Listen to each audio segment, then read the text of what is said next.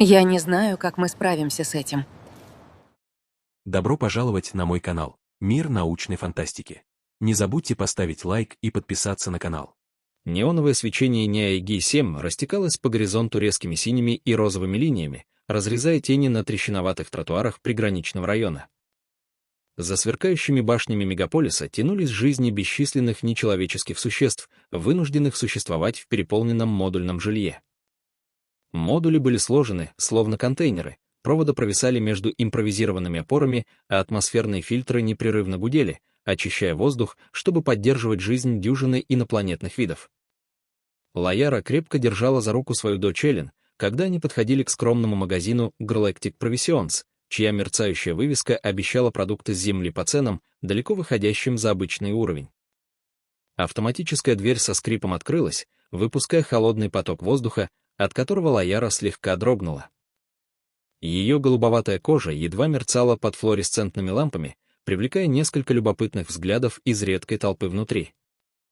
«Держись рядом, Эллен», — прошептала Лаяра, и ее мелодичный акцент звучал сквозь человеческий язык, который она так усердно изучала. Маленькие глаза девочки широко разгулялись по проходам, полным незнакомых продуктов и ярких упаковок. Они были новыми для этого района, переехав из тесного инопланетного квартала в центре после того, как бывший партнер Лайеры покинул их, забрав почти все сбережения. Их нынешняя квартира была скромно меблирована, а пустая кухня постоянно напоминала о недостатке. «Могу я посмотреть игрушки, мама?» — спросила Эллен, указывая на витрину с пластиковыми фигурками в глубине магазина. «Только смотри, маленькая звездочка».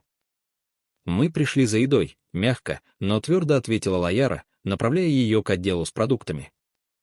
Она тщательно выбирала предметы из своего рукописного списка: питательные овощи, совместимые с биологией видианов, маленькую баночку протеиновой пасты и несколько фруктов с земли, к которым Эллен успела привыкнуть. Каждый предмет укладывался в корзину с внимательной аккуратностью, проверяя цены снова и снова. За прилавком стоял человек, высокий, широкоплечий мужчина по имени Гарик. В отличие от многих людей, которых Лаяра встречала, его улыбка была теплой и искренней. «Все нашли, что нужно?» — спросил он, его глубокий голос звучал легко, и Лаяра невольно выпрямилась. Блондинистые волосы были растрепаны, а безрукавная серая форма открывала мускулистые руки, слегка покрытые волосами, завораживающий контраст с гладкой, безволосой голубой кожей Лайеры. «Да, спасибо», — сказала она, ставя товары на прилавок. Эллен с любопытством смотрела на него. «Ты очень высокая», — сказала девочка, подпрыгивая на носочках в серебристом костюмчике. Гарик усмехнулся. «А ты очень наблюдательная». «Вы здесь впервые?» — спросил он, сканируя продукты. «Мы только что переехали», — объяснила Лаяра, убирая прядь белых волос за ухо. «Ну что ж, добро пожаловать в район», — сказал Гарик, продолжая сканировать. «Тут не так фешенебельно, как в центре, но люди настоящие». Касса пропищала суммой, и сердце Лайеры сжалось. Она превысила бюджет на 15 кредитов. Аккуратно подсчитав каждый пункт, она где-то ошиблась. «Простите», — сказала она дрожащим голосом. «Мне придется что-то вернуть». Эллен подняла глаза, озадаченная. Пальцы Лайеры зависли над товарами, которые, возможно, придется убрать: фрукты, протеиновую пасту, слезы подступали. Рука Гарика мягко остановила ее. «Не волнуйтесь об этом», — сказал он. «Нет, я не могу», — возразила Лаяра, но Гарик уже провел своей картой. «Подарок для первого покупателя», — сказал он с подмигиванием, хотя оба знали, что такой политики не существует. Он упаковал продукты и протянул их через прилавок, добавив маленькую конфету для Эллен. «Для нашей новой соседки», — сказал он. Эллен с восторгом взяла ее, проверяя взглядом мать на одобрение. Грудь Лайеры наполнилась благодарностью. «Я отплачу вам», — прошептала она. «Считай это приветственным подарком», — сказал Гарик, отмахнувшись рукой. «И ничего больше». Когда они уходили, Лаяра почувствовала его взгляд, следящий за ними. В нем было что-то приземляющее, что заставляло чувствовать себя менее одинокой в этом уголке галактики. Маленькая голубая ручка Эллен сжала ее. «Мне он нравится, мама», — просто сказала девочка. Лаяра кивнула. «Думаю, мне тоже». Тем же вечером свет в квартире замигал, а затем совсем погас. Темнота была абсолютной. Даже далекое свечение Неаиги-7 исчезло, так как поляризованные окна стали непрозрачными по умолчанию. «Мама!» Испуганный голос Эллен донесся из спальни. «Все в порядке, маленькая звездочка», — сказала Лаяра, ощупывая стену. «Просто отключение электричества». Она активировала личный светильник, мягкий голубой свет разлился по скромной квартире. Эллен дрожала под одеялами. Для видианов холод может быть опасен, и их биология требовала более высокой температуры. Лаяра прижала дочь к себе, делясь теплом тела, пока температура падала. В коридоре эхом отдавались удаленные удары и крики. Лаяра выглянула наружу и увидела соседей, многих нечеловеческих, встревоженных. Сбой экологической сети во всем секторе объявил вооруженный Караан. Ремонт начнется лишь утром. 8 часов, посчитала Лаяра. Слишком долго. Держась за Эллен, Лаяра обдумывала варианты. И тут вспомнила, что Гарик живет неподалеку на 2-м этаже над хозяйственным магазином на улице Проксима. Магазин был темным, но слабый свет горел на 2-м этаже. Лаяра нажала кнопку вызова. «Алло!» Голос Гарика хрипел. «Это Лаяра из магазина сегодня. Нам нужна помощь». Он встретил их на лестнице. На лице была заметна озабоченность. «Быстро сюда», — сказал он, ведя их в теплую квартиру, снабженную автономным генератором. «Видианам нужна более высокая температура». Лаяра кивнула, удивленная его осведомленностью. Он отрегулировал вентиляцию, и тепло наполнило комнату. Когда Эллен выглянула из одеяла кокона, Лаяра ощутила глубокое облегчение. Гарик приготовил простой ужин, а она помогла уложить дочь. Разговор шел легко, люди и видианы делились историями о родных мирах. К тому времени, как Эллен уснула, Лаяра остро почувствовала присутствие Гарика, его мягкость в обращении с ней и дочерью пробудила чувства, которых она не ожидала. Так выглядят наши праздничные узоры, каждый из них хранит историю. Наутро после их неожиданной ночи близости Лаяра проснулась, чувствуя рядом свернувшуюся Эллен, маленькое дыхание которой щекотало ее плечо. Мягкий свет неонового горизонта Неаиги-7 проникал через поляризованные окна квартиры, окрашивая серебристые стены в постельные оттенки.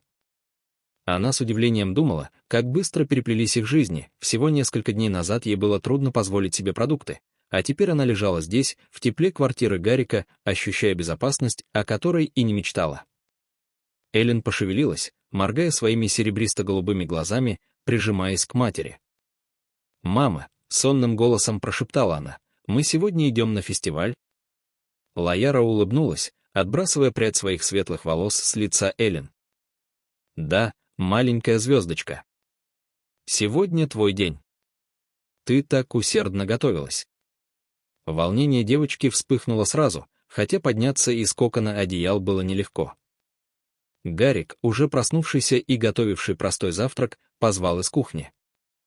«Доброе утро, дамы. Блинчики.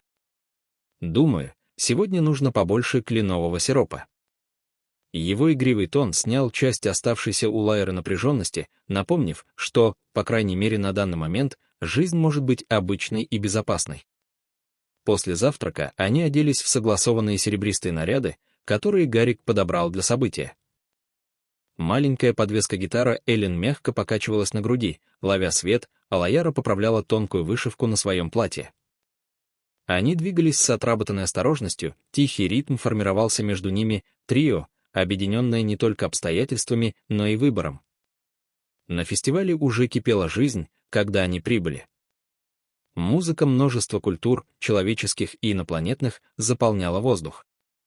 Ароматы были опьяняющими, пряные земные карри смешивались со сладким запахом ведианских выпечек и ферментированных овощей, создавая ароматическую мозаику, от которой у Лайеры урчал живот. Дети бегали между палатками и лотками, смеясь, пока исполнители демонстрировали ловкость, музыку и танцы. Эллен крепко сжала свою гитару, глаза широко раскрылись в ожидании. «Вы будете смотреть на меня?» — спросила она. Гарик присел на уровень дочери, мягко взъерошив ее волосы. В первом ряду маленькая звездочка. Я бы не пропустил это ни за что во Вселенной. Грудь Лайеры наполнилась гордостью за ту отцовскую нежность, которую Гарик проявлял за негласное обещание в его объятиях. Когда Томас повел Эллен к остальным детям, Лайера заметила устойчивый взгляд Гарика на себе.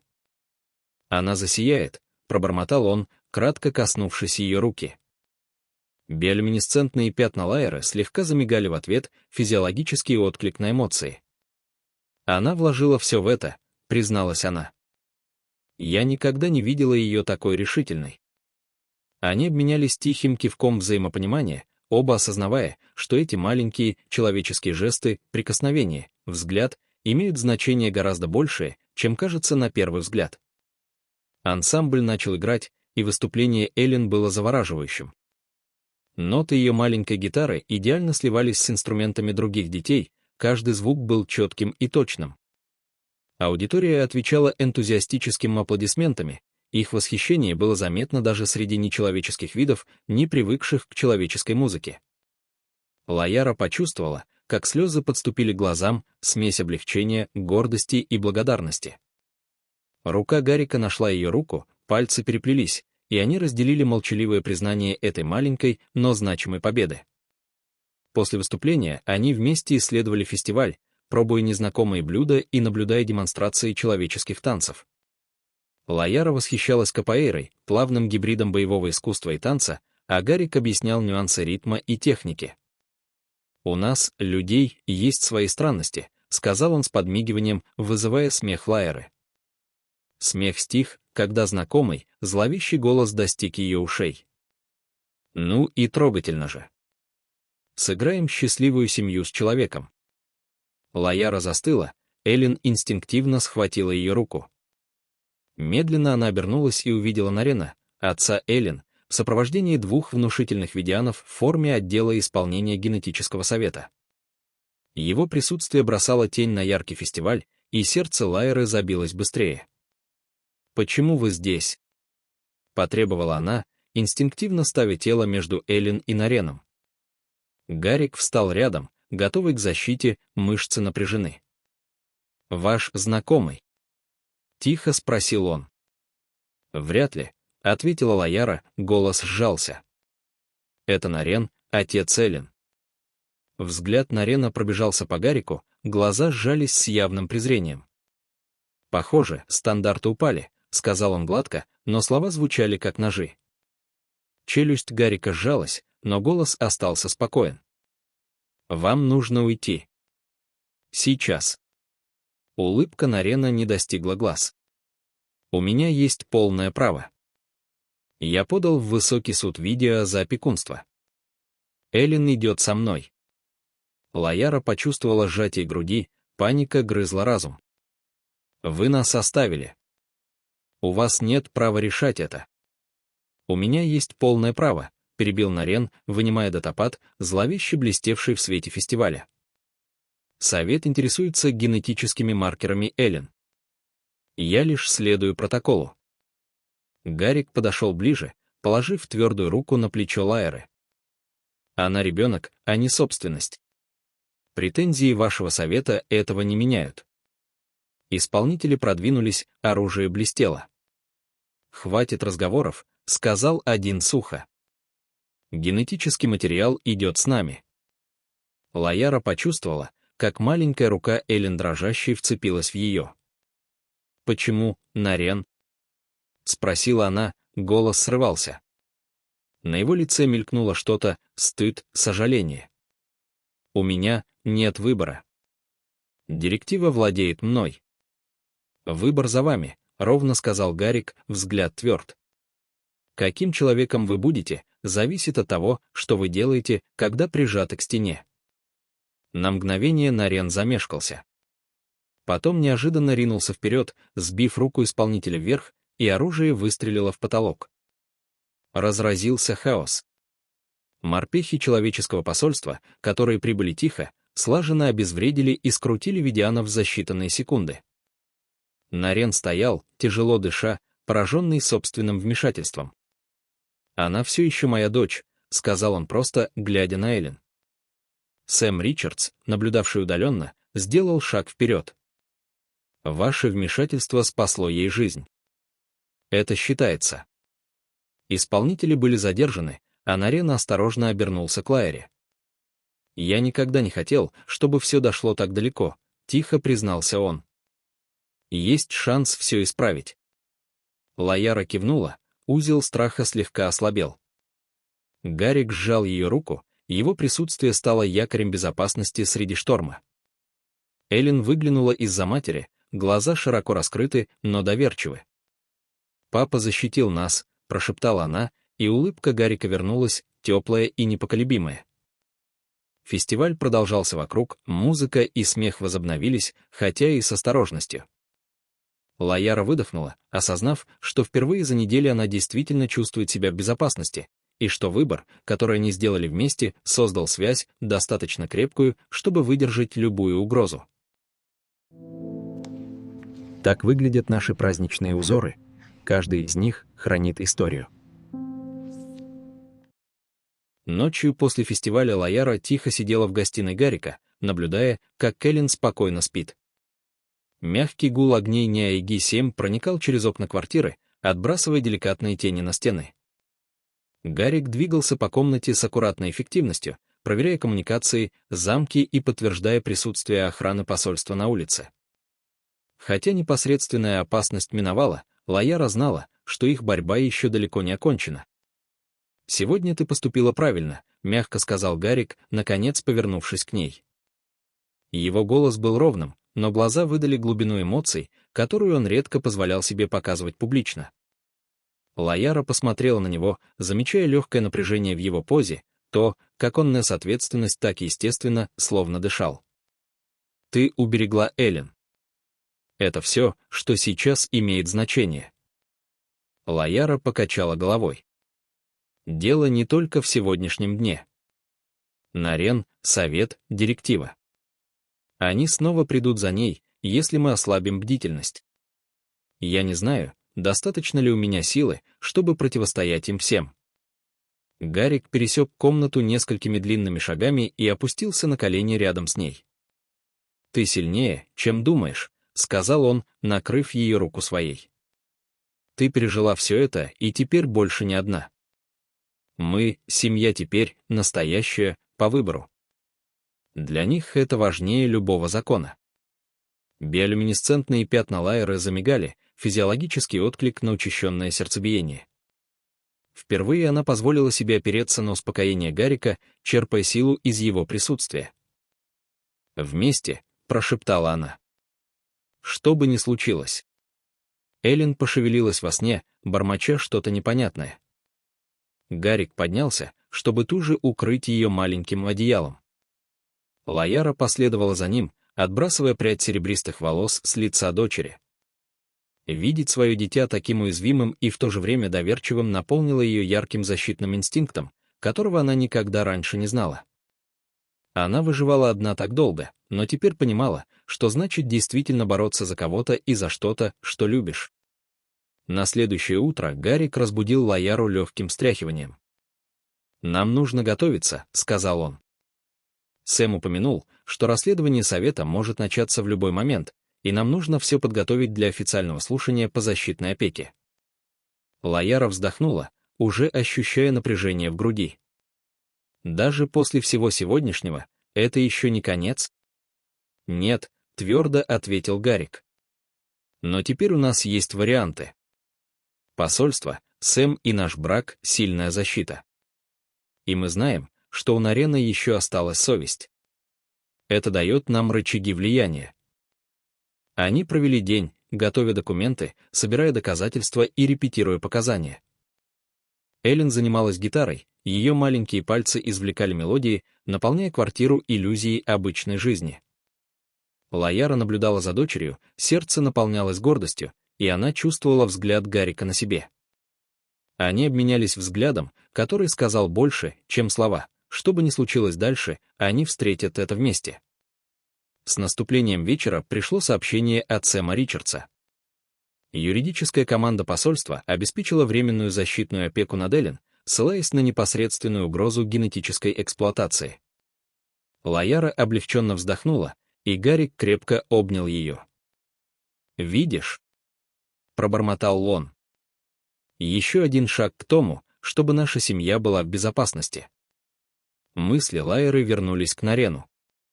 Несмотря на его действия ранее, часть ее задавалась вопросом, будет ли он действительно сотрудничать. Его верность директиве была сильной, но вид собственной дочери в опасности явно что-то потрясло в глубине души. Она поняла, что иногда даже те, кто казался непреклонным, могут принять решения, которые нарушают ожидания. На следующее утро приготовления к свадьбе шли полным ходом. Сэм устроил приватную церемонию в охраняемом крыле посольства, минимизируя риск и огласку. Лаяра стояла перед зеркалом, поправляя свое струящееся серебристое платье, удивляясь, насколько эта человеческая свадебная традиция отличается от ведианских обычаев.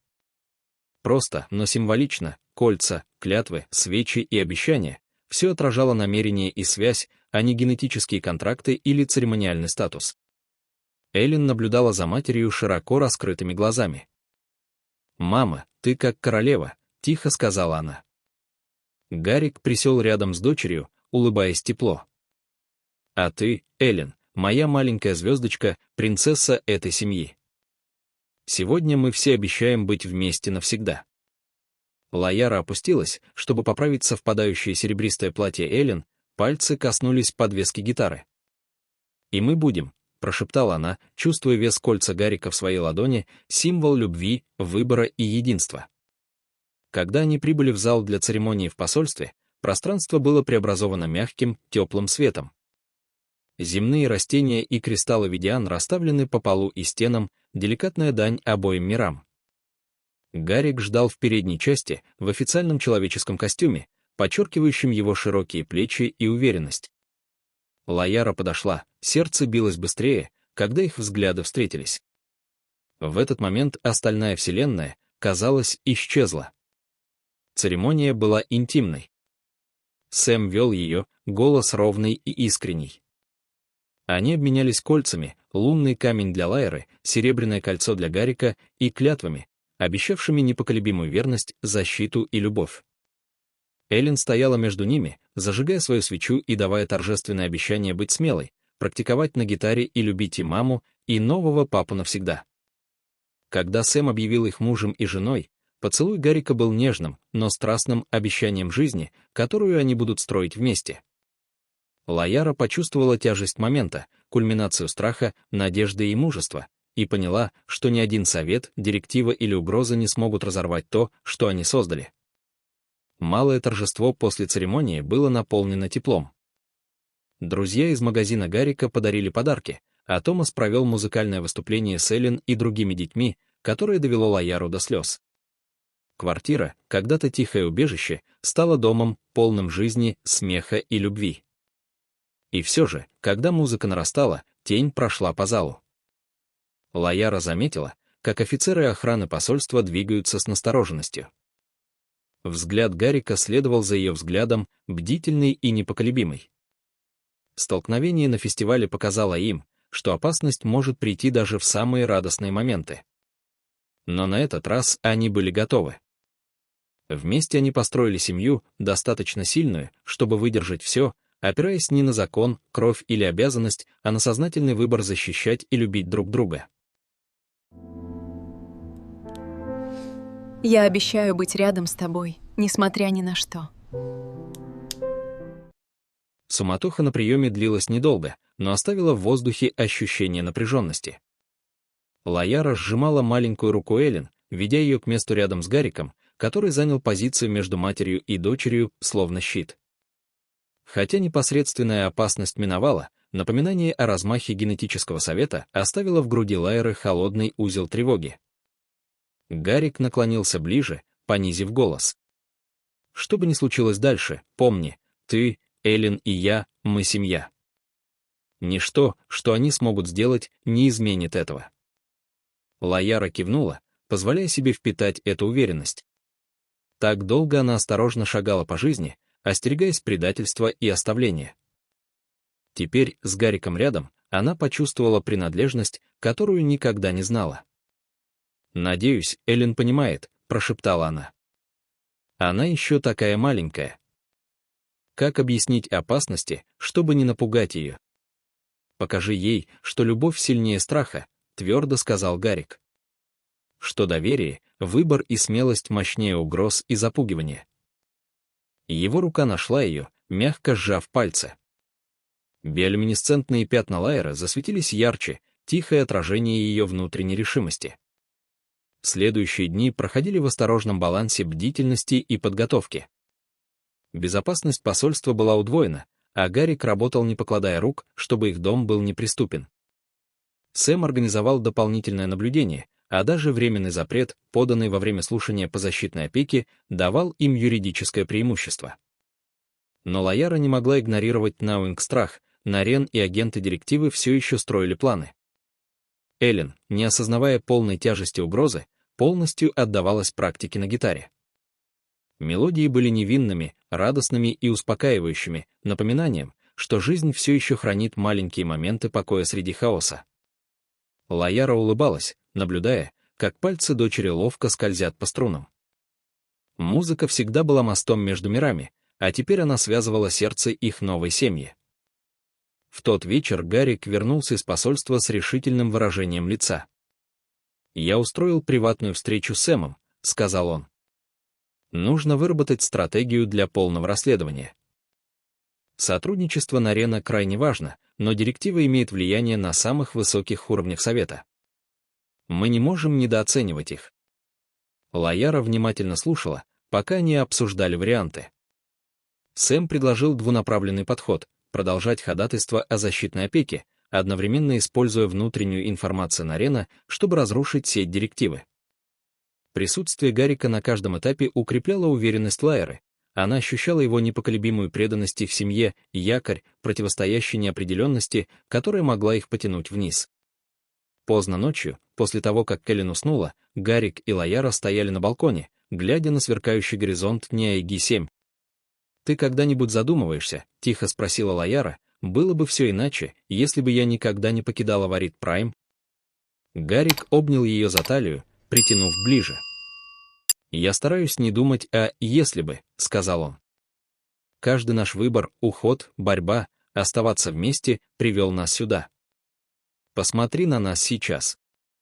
В безопасности, вместе, сильнее, чем когда-либо». Лайяра прислонила голову к его плечу. Она всегда измеряла жизнь расчетливыми шагами, стратегиями выживания и запасными планами. Но Гарик показал ей другой путь — жить настоящим, бороться за тех, кого любишь, и находить смелость в уязвимости. На следующее утро они получили подтверждение, что Нарен согласился дать полные показания о деятельности директивы. Его смена лояльности была осторожной, но искренней, мотивированной отцовской любовью, а не страхом перед юридическими последствиями. Лайяра ощутила осторожное облегчение. Впервые она позволила себе представить будущее без постоянных угроз, жизнь, где Эллен сможет расти без тени генетического совета над головой. Подготовка к юридическим процедурам заняла большую часть дней. Гарик проверял каждый документ, чтобы ничего не было истолковано неправильно или отвергнуто. Лайяра репетировала свои показания, находя силу в его спокойном присутствии рядом. Эллен, несмотря на возраст, вносила вклад, рассказывая о первоначальных попытках Нарена забрать ее, предоставляя детскую перспективу, которую как человеческие, так и ведианские суды находили убедительной. Утро слушания наступило с ощущением напряженного ожидания. Биолюминесцентные пятна Лайеры нервно мигали, когда они вошли в зал суда, Эллен уютно устроилась между ними. Рука Гарика не покидала ее, постоянное утешение в море неопределенности. Зал был формальным, стены внушительными, но Лаяра черпала утешение в том, что их брак и благополучие дочери были главным фокусом. Сэм, который сопровождал их, одобрительно кивнул. «Помните, вы сделали все правильно. Просто говорите от сердца». Когда заседание началось, Лаяра ощутила привычный укол страха, но спокойное присутствие Гарика помогало ей держаться. Она говорила четко, излагая действия Нарена, угрозу, исходящую от директивы, и меры, которые они предприняли для защиты Эллен. Гарик поддерживал ее показания, добавляя детали о их браке и стабильной семейной ячейке. Маленький голос Эллен, описывающий ее опыт и выражающий доверие к обоим родителям, тронул нескольких членов Совета до слез. Когда Нарен выступил, Лаяра внимательно наблюдала. Он рассказал о взаимодействии с директивой, попытках вернуть Эллен и последующем осознании, что их схемы принесут вред только собственной дочери. Его показания, подкрепленные доказательствами, собранными Сэмом и Гариком, рисовали ясную картину угрозы и действий семьи для защиты Эллен. К полудню совет совещался. Каждая минута растягивала напряжение в зале. Лаяра крепко держала руку Гарика, сердце колотилось. Она наблюдала за Эллен, тихо сидящей и доверяющей взрослым, что те ее защитят. Казалось, что комната задержала дыхание, ожидая вердикта, который мог изменить их жизнь. Наконец, совет вернулся. Голос представителя был твердым, но добрым. В свете представленных доказательств совет признает защитную опеку Эллен под опекой Лайеры и Гарика. Более того, брак между Лаярой и Гариком формально признан, а семейная ячейка подлежит уважению во всех юридических вопросах, касающихся ребенка. Волну облегчения почувствовала Лаяра. Она медленно выдохнула, ощутив, как с груди спал груз. Гарик прижал ее к себе, а Эллен обвила руками обоих родителей, смеясь сквозь слезы облегчения. В этот момент весь страх, неопределенность и борьба слились в одну неоспоримую истину. Они пережили это вместе. Когда они покидали зал суда, Сэм редкой улыбкой добавил: «Директива будет ликвидирована, аресты идут, ваша семья в безопасности, по крайней мере юридически. Поздравляю». Лаяра рассмеялась, смех чистого облегчения и радости. «Не могу поверить. Мы действительно это сделали». Гарик поцеловал ее в висок, шепнув: «Мы сделали это вместе. И теперь ничто никогда не разлучит нас». Я выбираю тебя навсегда, несмотря ни на что. После выхода из здания суда Лаяра, Гарик и Эллен вернулись в безопасное убежище своей квартиры. Шаги казались легче, несмотря на недели напряжения. Внешний город казался спокойным, обычным, почти обыденным, но для них это было настоящим приютом. Солнце опускалось низко над Неайга-7, окрашивая горизонт в золотые и фиолетовые оттенки. Биолюминесцентные узоры Лайеры мягко светились в угасающем свете, отражая ее внутреннее спокойствие. Тем вечером Гарик предложил отпраздновать это тихим семейным ужином. Эллен настаивала на том, чтобы помочь, желая внести свой маленький вклад. Лаяра с теплотой наблюдала, как дочь расставляла тарелки и наливала напитки, и ее энтузиазм был заразителен. Гарик двигался по кухне легко, и его человеческие привычки создавали успокаивающий ритм, контрастирующий с дисциплинированными видианскими манерами Лайеры. Вместе они приготовили еду, объединяющую культуры, пряные видианские пирожки, обжаренные по-земному овощи и деликатный салат с местными травами. Когда они сели за стол, Гарик поднял бокал. «За нашу семью», — сказал он, глаза сияли искренностью. «За то, что выбрали друг друга, защищаем друг друга и вместе встречаем все, что будет дальше». «За семью», — эхом ответили Лаяра и Эллен, сталкивая бокалы. Ужин был наполнен смехом, историями и игривыми подшучиваниями. Впервые за многие годы Лаяра позволила себе полностью расслабиться, наслаждаясь обычной радостью совместного приема пищи. Смех Эллен звучал чисто, невинно и доверительно. Гарик поймал взгляд Лайеры через стол, и в этом взгляде они передавали друг другу глубокое понимание без слов. После ужина они устроились в гостиной. Эллен перебирала струны гитары, мягкая мелодия наполняла пространство. Лаяра невольно проводила пальцем по узорам на руке дочери, размышляя о том, как далеко они продвинулись. Прошедшие недели были наполнены страхом, неопределенностью и опасностью, но они также были моментами глубокого единения, обучения и любви. Присутствие Гарика изменило их жизнь так, как Лаяра никогда не могла себе представить. Позже, когда Эллен уснула, Гарик и Лаяра стояли на балконе, глядя на звезды. Двойные луны Неаига-7 висели низко, отбрасывая серебристый свет на город. Мысли Лайеры устремились к Варит Прайм, строгие обычаи, расчетливые взаимодействия, подавление эмоций. Здесь, с Гариком, любовь была безудержной, искренней и непосредственной. Она была ошеломляющей своей интенсивностью, но давала уверенность в настоящем. «Я никогда не думала, что жизнь может быть такой», — прошептала Лаяра. Как буря, превратившаяся в солнечный свет. Гарик слегка поднял ее подбородок, встретив взгляд. «Жизнь не в том, что ты представляешь, Лаяра. Она в том, что ты строишь. Мы построили это, нас, Эллен, наш дом. И мы сделали это вместе».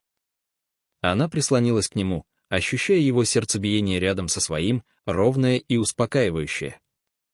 «Ты показал мне, что значит бороться за любовь», — мягко сказала она. «Рисковать всем ради тех, кто важен. И теперь я понимаю, почему люди так ценят семью. Это стоит каждой битвы». Он убрал прядь ее белых волос за ухо.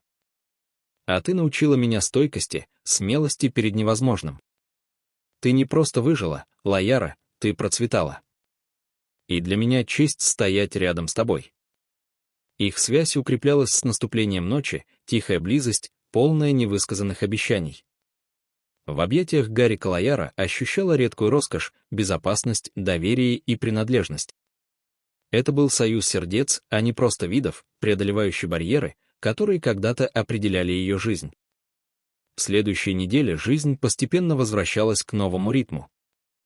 Расследование директивы привело к масштабным реформам в генетическом совете, арестом ключевых членов и ликвидации скрытых операций, направленных на эксплуатацию детей с уникальными генетическими маркерами. Нарен, хоть и боролся со своими прошлыми решениями, работал вместе с Лаярой, чтобы обеспечить благополучие Эллен под наблюдением Гарика и Сэма. Несмотря на осторожное взаимодействие, между ними зародилось доверие, основанное на общей цели защитить дочь. Лаяра все больше принимала нюансы человеческой жизни, от радости совместного приготовления еды до празднования праздников и традиций с Гариком и Эллен. Музыка стала центральной нитью их повседневности. Уроки гитары Эллен превратились в семейные джем-сессии, наполненные смехом и чувством единства. Терпение и поддержка Гарика позволяли Лайере пробовать новое, а она делилась своим ведианским наследием, ритуалами и историями, бесшовно переплетая их культуры. С течением месяцев Лаяра размышляла о необыкновенном пути, начавшемся с простого акта доброты в продуктовом магазине. Неделя случайных встреч переросла в преобразившую жизнь историю. Мужа, который любил яростно, дочь, чей смех наполнял их дом, и чувство цели, превосходящее страх и долг. Она поняла, что семья по сути определяется не только кровью, но и преданностью, защитой и неизменной любовью. Однажды вечером Гарик предложил тихое празднование их выживания и единства. Они вернулись на балкон, где происходило так много ключевых моментов, Эллен устроилась между ними. Огни города мерцали внизу, двойные луны отбрасывали серебристый свет на их дом. Биолюминесцентные пятна Лайеры мягко пульсировали, отражая ее удовлетворение. «Ты когда-нибудь думаешь о звездах?» Вдруг спросила Эллен тихим голосом. Лаяра улыбнулась. «Все время. Они напоминают нам, что даже в необъятности Вселенной мы нашли друг друга. И мы выбрали друг друга. Этот выбор сильнее любой угрозы, любого совета, любого закона». Гарик обнял их обеих, голос был тихим и уверенным. «У нас теперь своя собственное созвездие. Лаяра, Эллен и я вместе. И ничто не сможет это отнять». Ночь продолжалась, наполненная рассказами, смехом и тихими моментами размышлений. Лаяра поняла, что их путь не только изменил ее жизнь, но и переписал определение семьи для всего ее мира. Любовь, доверие и выбор сильнее традиций, страха и контроля. И в тишине их дома, освещенного биолюминесцентными узорами и городскими огнями, Лаяра, Гарик и Эллен создавали жизнь вместе, жизнь непреломленную, безопасную и полную возможностей, простирающихся за пределы звезд. Галактика вокруг них продолжала свой бесконечный ритм, но для Лайеры и ее семьи Вселенная наконец обрела смысл. Они столкнулись с невозможным, пережили предательство и приняли любовь в ее чистейшей форме. И, глядя в будущее, они знали, вместе им ничто не сможет помешать. Семья, которую они построили через смелость, сострадание и выбор, была сильнее любой угрозы, ярче любого постановления совета и долговечнее самих звезд. В этой истине Лаяра обрела спокойствие, которое ускользало от нее десятилетиями, уверенность, что какие бы бури ни настали, они встретят их вместе, семья, связанная не обязанностью, а любовью, решимостью и непреклонной силой выбора. И так их история продолжалась, свидетельство стойкости, надежды и удивительных связей, которые могут возникнуть, когда сердца осмеливаются протянуться через миры. Спасибо, что слушали «Мир научной фантастики». Если вам понравилась история, поставьте лайк, оставьте комментарий и подпишитесь на канал. До следующего раза смотрите на звезды и помните, даже в самых далеких галактиках именно семья делает нас людьми.